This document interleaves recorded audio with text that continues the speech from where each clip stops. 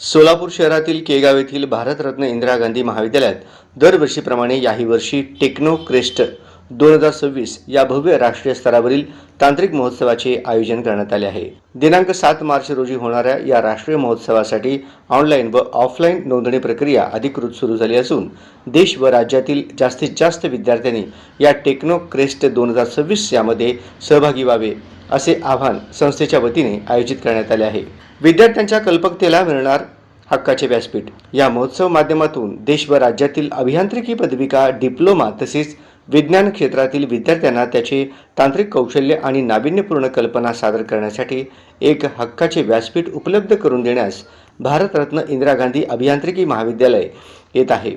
आजच्या स्पर्धात्मक युगात केवळ पुस्तकी ज्ञान पुरेशी नसून विद्यार्थ्यांनी प्रॅक्टिकल नॉलेजवर भर द्यावा या उद्देशाने या महोत्सवाची व्याप्ती वाढवण्यात आली आहे।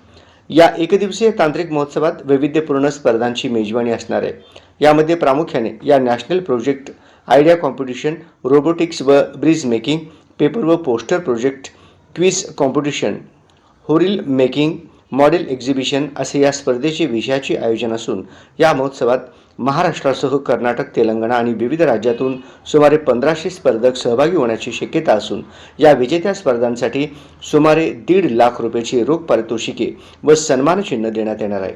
या पत्रकार परिषदेत बोलताना संस्थेचे प्राचार्य डॉक्टर अनिल देशमाने म्हणाले की तंत्रज्ञान झपाट्याने बदलत आहे। विद्यार्थ्यांना प्रत्यक्ष कृतीतून शिकवण्याची संधी मिळावी हाच आमचा मुख्य हेतू आहे।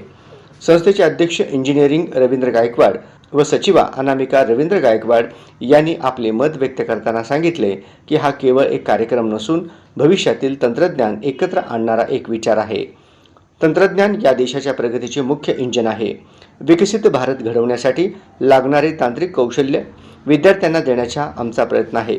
या महोत्सवाच्या यशस्वीतेसाठी प्रोफेसर विजयकुमार कोळकुरे व प्रोफेसर अमित बडवेराव यांच्यासह सर्व विभाग प्रमुख, प्राध्यापक, विद्यार्थी प्रतिनिधी या महोत्सव यशस्वीकरिता अतिपरिश्रम घेत आहेत।